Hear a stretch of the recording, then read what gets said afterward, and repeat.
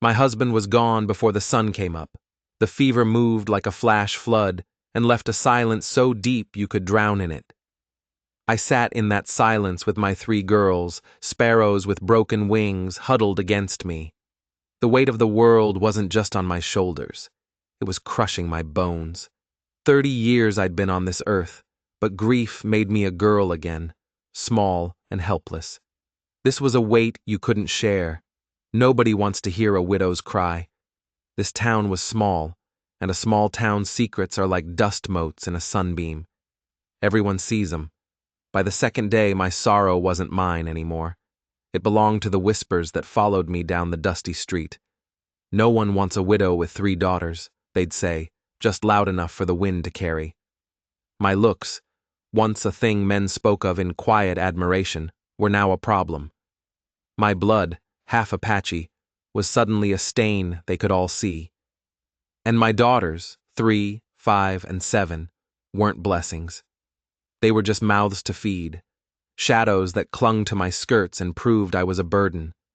I saw it in their eyes, pity that curdled into dismissal before I even passed by.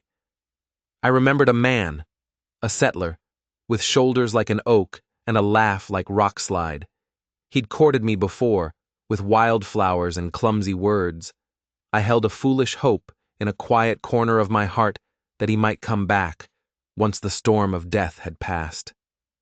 When I saw him, my eyes hollow and my hands trembling, I reached out. He took a step back. Like my touch was a plague. He didn't say the word burden, but his eyes screamed it. A woman with 3 little girls wasn't a warm hearth.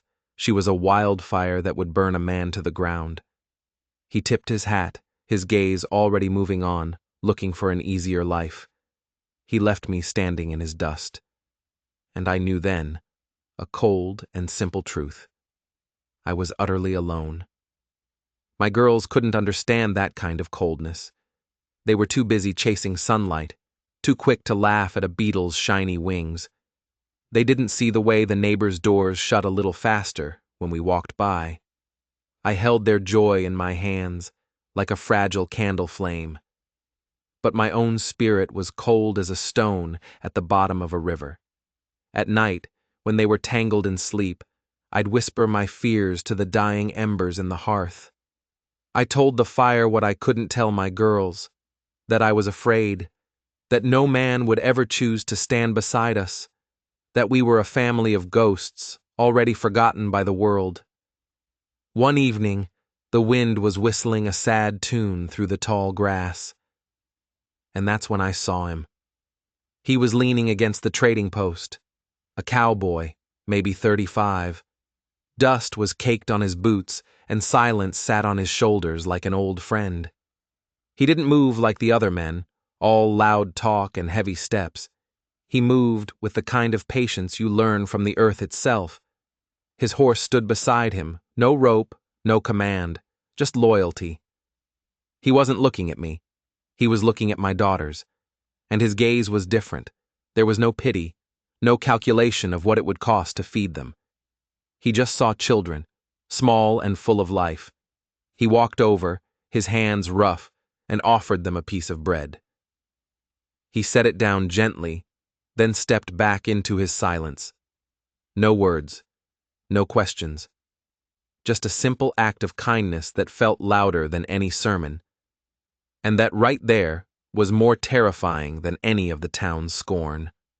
Days turned into a week. His quiet presence became a part of my world. I'd see him mending a neighbor's fence, no payment asked, guiding a lost mule back to its pen. He'd just appear, do a good thing, and then disappear back into his own quiet. He never got closer to me. He never spoke more than a handful of words. He just left this space around him, filled with a kindness that made my skin crawl. What kind of man looks at a widow and her children with patience instead of hunger or judgment? It wasn't natural. It felt like a trap I couldn't see. The town noticed, of course. Their whispers got sharper, meaner. The widow's desperate, they'd sneer. That cowboy's a fool, they'd mutter over their beers. Taking on a burden like that. I tried to build a wall against their words, but at night, when the loneliness was a physical ache in my ribs, I worried they were right. That no man in his right mind would choose this, would choose a broken woman with 3 little girls tied to her like anchors. That fear finally broke me. It was a cold night. The fire was low. My girls were breathing soft and even, a pile of sleeping innocence. I was rocking back and forth, my own words choking me. A whisper escaped my lips, cracked and dry. No one wants a widow with 3 daughters. The words hung in the air, full of all the pain I'd been carrying. I thought I was alone, but a floorboard creaked in the darkness just past the firelight. He stepped out of the shadows. The light caught the hard lines of his face. His voice wasn't rushed. It wasn't pitying. It was as steady and solid as the ground beneath my feet. "I'll be their father now," he said. My heart stopped. Then it started again, pounding like a drum, a frantic, wild rhythm against my ribs. Was this mercy? Was it pity? Or was it something else, something deeper that I was too afraid to even name? The fire flickered. The whole world seemed to hold its breath, waiting for my answer. But I gave him none. Silence was all I had left. I didn't answer him that night. The words just hung there in the little cabin, twisting in the smoke from the fire. My breath hitched, my eyes burned, but I said nothing. He didn't push. He didn't step closer. He just gave a slow nod, like he was sealing a promise only he understood. Then he turned and melted back into the night. I lay awake till the sun came up, feeling the weight of my sleeping children and wondering if that man's voice would haunt me for the rest of my days. The next morning, he was there before the sun. He didn't bring words. He brought a stack of chopped firewood, piled neatly by the door. The day after that, he was on the roof, mending the shingles where the rain had been getting in. He never asked. He just did. He taught my oldest how to hold the reins of his horse, his voice low and patient until her fear turned into a shaky smile. He knelt in the dirt to tie the laces on my youngest's worn-out boots. He even braided their hair, his big, rough hands surprisingly gentle. He did all of it without asking for a thing. Not a meal, not a thank you, not a promise. It was a quiet siege, a steady, relentless campaign of kindness. And it was working. My girls started to watch for him. Their faces would light up when they saw his horse plodding down the track. They'd run to him, their little hands reaching for his, and he would swing them up into his arms, a genuine smile cracking the solemn mask of his face. The town saw it all, and their whispers turned to poison. "She's got herself a savior," they'd say with mean little smiles. "Playing house." "He'll get tired of it," another would add. "A man like that ain't gonna waste his life raising another man's kids." Their words were stones in my pocket, bruising me with every step. Then one afternoon, my middle girl, Clara, pointed at him from the porch. "Pa's fixin' the fence," she said, her voice clear as a bell. The word hit me like a physical blow. Pa. The weight of it, the hope and the danger of it, nearly buckled my knees. That evening I sat on the porch and watched him at the well, washing the day's dust from his hands. The setting sun turned his silhouette to bronze. Something was happening inside my chest. It wasn't gratitude. It wasn't debt. It was trust. A tiny green shoot pushing its way through cracked, dry earth. And I was terrified of it. Loneliness was a familiar pain. But trust could be broken. And a broken trust leaves a wound that never, ever heals. Just when that tiny seed of hope started to grow, he came back. The first man. The settler. He swaggered down the main street like he owned it, a smirk plastered on his face. He saw the cowboy with my daughters, patiently showing the youngest how to sit on his horse. A loud, ugly laugh ripped from his throat. He bellowed it across the street for everyone to hear. "Raising another man's brats, are ya?"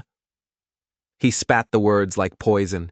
His eyes were shining with a special kind of cruelty. My girls flinched. My oldest grabbed onto the cowboy's leg. I froze on the porch, my face burning with a shame so hot it felt like it was peeling my skin off. The cowboy didn't even look at the man. He didn't raise his voice. He didn't raise his fists. He just adjusted the little girl's hands on the reins, his voice a low rumble. "You're all right," he murmured to her. "Just hold on tight." He gave the cruel man nothing. Not a glance, not a word. He starved the man's hatred of the attention it needed to survive. But later that night, the shame came for me. It twisted in my gut. How could I let this good man suffer for my sake? The town's judgment was a noose, and I was wrapping it around his neck. He would get tired of it. He would leave. Of course he would leave. The next morning, he came with a sack of flour. I opened the door, and the words were right there on my tongue. Go. Leave us. Save yourself. But he just looked at me. His eyes were clear and steady, like he could see right through my fear, right down to the bone. "My life is my own," he said, his voice quiet but firm. "I choose where to spend it." He held my gaze. "And I choose you." The words hit me like a physical force. Tears sprang to my eyes, hot and fast, and I had to turn away before he saw me shatter. I didn't know it then, but this was just the beginning. The taunts from the settler, the whispers from the town. They weren't just random acts of cruelty. They were warnings, and the real storm was still coming. Summer bled into the land, hot and heavy. The air grew thick, promising a reckoning. And then the sky broke open. It wasn't just rain, it was a fury. The clouds were black as spilled ink, and the wind screamed like a dying thing. It tore at the roof, rattling the very bones of my little cabin. Rain came down in sheets, a solid wall of water. The roof beams groaned, and I just knew, this was it. The moment everything I had would be washed away, leaving me in the mud and ruin once more. I gathered my daughters, their small bodies trembling. But the cowboy, he didn't flinch. He moved through the chaos with a strange calm. He wasn't just a man. He was an anchor in a raging sea. He braced the door with his own body. He secured the shutters as they threatened to rip from their hinges. He wrapped the girls in blankets, his voice a low, steady murmur that cut through the howl of the wind. Then came a sound like a giant's fist punching the sky. A crack of lightning so close it shook the floorboards. A huge section of the roof gave way. Rain and debris poured in. My youngest daughter screamed. Before I could even move, he was there. He swept all three of them into his arms and carried them to the far corner, the one part of the cabin that seemed to be holding. He pushed them down gently and then shielded them, covering their small bodies with his own. He became their roof, their wall, their shield. He didn't make a sound, just gritted his teeth as pieces of timber and sod rained down on his back. The girls, exhausted by fear, cried themselves to sleep against his chest, their little hands clutching his worn shirt. The storm raged all night, and he never moved. At dawn, the wind died. The rain softened to a whisper. A pale, wounded light filtered through the broken clouds. The yard was a wasteland of fallen branches and mud. The cabin was half ruined. But we were alive. We were safe. I pushed myself up from the corner where I'd huddled all night. He was still there, leaning against the wall, my youngest still asleep in his lap. His face was pale with exhaustion, his shoulders slumped. But his eyes, when he looked up at me, were clear and unyielding. In that gaze, I saw it all. No pity, no regret, no sense of burden, just a choice he had made, and a choice he would keep making. My knees gave out, and for the first time since my husband died, I cried. Not silent, stinging tears, but great, gulping sobs that tore their way up from a place so deep inside me I thought it had turned to stone. He reached out a hand, not with hesitation, but with a solid certainty that grounded me. His rough palm closed around my hand. Words were useless. They were too small for the truth that was flooding my heart. This promise he'd made wasn't just words spoken in the dark. It was a vow made of bone and muscle and spirit, unbroken by whispers, unbroken by storms. But as the morning light filled the ruined cabin, a new fear took root. Love was rising in my heart, undeniable as the sun. And love was the most dangerous thing of all, because every sunrise casts a shadow. I was right to be afraid, because the settler, the one they called Jeb, wasn't just a bully, and the storm hadn't just been a storm, it had been a cover. While the cowboy was shielding my children, Jeb had been busy. I found it later that day near the barn. A pile of oil-soaked rags tucked under the driest part of the eaves. The lightning must have scared him off before he could light it. He hadn't just wanted to mock us, he wanted to burn us out. But why? What could he possibly gain from driving a penniless widow off a worthless patch of dirt? It didn't make sense, and the cowboy? He saw the rags, and his face changed. The quiet patience was gone, replaced by something else, something hard and cold and ancient. It was the face of a man who understood violence, a man who had met it before. He looked from the rags to the muddy tracks leading away from the barn. "He'll be back," he said. And it wasn't a guess, it was a promise. That night, he didn't go back to his camp. He sat on my porch, a rifle resting across his knees, and watched the darkness. And I watched him, a terrible realization dawning on me. This quiet, gentle man who braided my daughter's hair. He knew how to kill. And I started to wonder, who was he really? What kind of trouble had followed him to my door? The next day, he rode into town. He didn't tell me where he was going. I just watched him go, a knot of dread tightening in my stomach. He came back hours later. His face was grim. He was carrying a small, leather-bound book. He opened it on the table. Inside were sketches, drawings of men's faces, and under each face was a name and a number, a price. They were bounty posters, all bound together in a book, his book. He flipped through the pages, his finger tracing the lines of faded ink. He stopped on one. The face was younger, angrier, but there was no mistaking it. It was Jeb, and underneath his name it said, "Wanted for robbery and murder. Last seen near the Red River." My breath caught in my throat. "You're a bounty hunter," I whispered. He looked at me, his eyes full of a weariness that went bone deep. "I was," he said. "I quit this life, or I tried to." He told me then, he'd been tracking Jeb's gang for months. The trail had led him to this valley. He'd been watching the town, waiting when he saw me. He saw my girls, and he saw the way the town treated us. He said he saw a chance for a different life. A life where he built things instead of breaking them. A life where he protected instead of hunted. But his past had found him. It had found us. "Jeb isn't here by accident," the cowboy said, his voice low. "And he's not working alone. Someone in this town is helping him. Someone who knows this land." Suddenly, it all clicked into place. The cruelty, the whispers, the attempt to burn us out. This wasn't about me being a widow. It was about my land. My husband's family had worked this plot for generations. It was considered worthless. Too rocky to farm, too dry to graze much. But my husband had always said there was a secret to it. An underground spring that never ran dry, even in the worst droughts.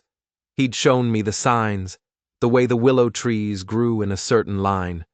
That spring was our only real asset. In this dry country, a source of water like that was worth more than gold. And Jeb, or whoever he was working for, knew it. They weren't trying to drive me away because I was a burden. They were trying to steal my children's future right out from under their feet.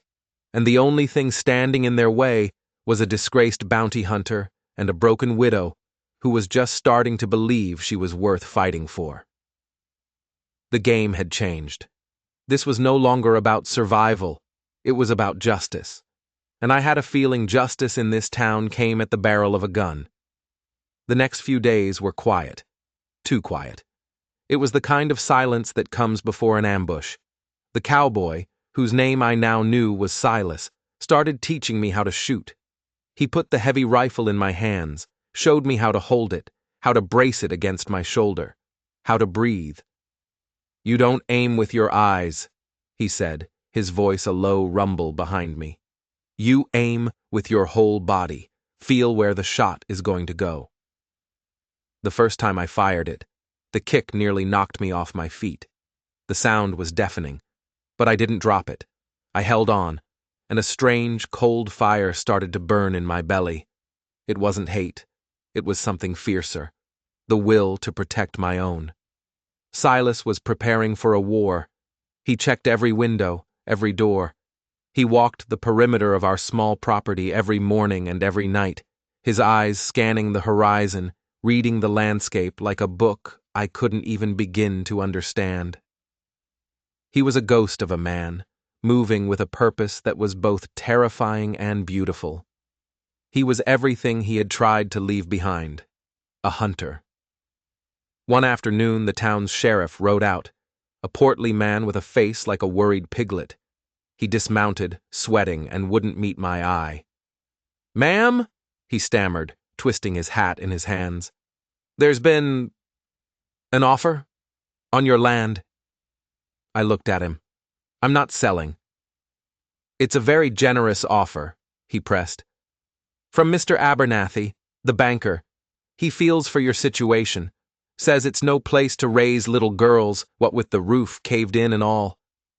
Abernathy, the banker, a man who smiled with his teeth but never his eyes, a man who held the mortgages on half the businesses in town, and suddenly another piece of the puzzle slid into place. Abernathy was the one pulling the strings. Jeb was just his dog. "Tell Mr. Abernathy," I said, my voice as cold as a well-stone, "that my daughters are just fine, and this land is not for sale." The sheriff scurried away like a frightened rabbit. Silas watched him go, his face grim. "Abernathy won't take no for an answer," he said. "He'll send Jeb to finish the job. Soon." The fear was back, coiling in my stomach, but this time it was different. It wasn't the helpless fear of a victim. It was the sharp, focused fear of a fighter. That night, the girls were restless. They could feel the tension in the air. I held them close, humming a song my mother used to sing, an old Apache lullaby about the strength of the mountain and the wisdom of the eagle. As their breathing deepened into sleep, I looked over at Silas. He was cleaning his pistol by the firelight, his movements precise and economical. He wasn't a cowboy. He wasn't a savior. He was a weapon, and he was pointed directly at the heart of the rot in this town. I walked over and knelt in front of him.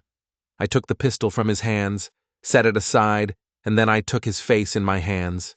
His skin was rough, weathered by sun and hardship. I didn't say anything. I just leaned in and kissed him. It wasn't a kiss of passion or of desperation. It was a kiss of alliance, a kiss that said, "We are in this together. Whatever comes, we face it together." He pulled back, his eyes searching mine in the flickering light. And for the first time, I saw something in them beyond weariness and duty. I saw hope. The attack came 2 nights later. There was no moon. The darkness was absolute, a thick, smothering blanket. The only sound was the chirping of crickets. Silas was on the porch, a shadow among shadows.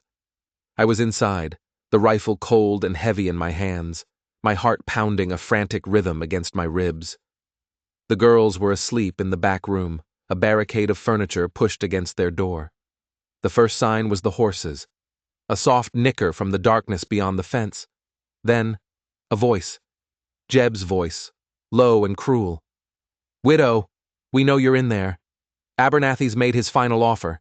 You walk away now. You get to keep your girls. You don't... Well, accidents happen." My blood ran cold. He was threatening my children. I saw Silas shift on the porch, raising his pistol. Another voice cut through the night, smoother, colder. Abernathy. Don't be a fool, woman. This land belongs to the future. It belongs to me. You are just a squatter, an inconvenience. There were more of them than I thought. At least 4 or 5 men, shadows moving in the dark. This wasn't just an intimidation tactic. They had come to wipe us off the map. A shot rang out. A splinter of wood flew from the porch post, inches from Silas's head. He didn't fire back. They're trying to draw me out, he whispered, his voice barely audible. Get ready. I moved to the window, my knuckles white on the stock of the rifle. I could see them now, fanning out, moving toward the cabin from all sides. They thought we were trapped. They thought we were helpless. They didn't know who Silas was, and they didn't know who I was becoming. Now, Silas breathed. He kicked over the porch railing and dropped into the darkness below, rolling and coming up in a crouch. He fired twice, the blasts from his pistol lighting up the night. A man screamed and fell. Another shot came from the barn. They had a man there too. The well, Silas yelled to me. The one by the well. I saw him, a silhouette raising a rifle. I lifted my own, bracing it against the window frame. I remembered what Silas had said. Feel where it's going to go. I breathed out, squeezed the trigger. The rifle bucked against my shoulder. The world exploded in a flash of sound and fire. The man by the well crumpled to the ground. I had shot a man. A wave of nausea washed over me, but I pushed it down. There was no time for sickness, no time for fear. My daughters were sleeping in the next room. Jeb roared in frustration from the darkness. She's armed! Get in there! Burn them out! I could hear them rushing the cabin, the sound of heavy boots on the hard-packed earth. Silas fired again, and another man went down. But there were still too many. The front door splintered as a heavy boot kicked it. Then again. The lock was about to give way. I scrambled back from the window, my heart in my throat. This was it. They were coming in. But then, something unexpected happened. A light appeared in the distance. Then another, and another. Lanterns. Dozens of them, bobbing through the darkness, coming toward our cabin. And with the lights came voices. The voices of the townspeople. My neighbors. The ones who had whispered and shunned me.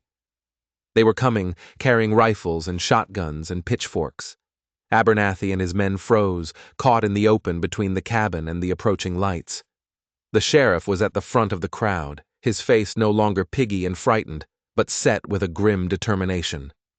Abernathy, he yelled, his voice booming in the night. It's over. We heard you. We all heard you threaten that woman and her children. Abernathy looked stunned, his cold composure finally cracking. He had miscalculated. He thought the town was afraid of him. He thought they despised me.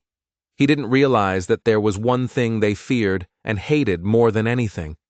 An outsider coming in and telling them how things were going to be. Jeb, seeing the tables had turned, made a run for it. He never had a chance. Silas stepped out from the shadows of the porch, calm as you please, and fired his pistol once. The shot echoed across the valley. Jeb fell and didn't get back up.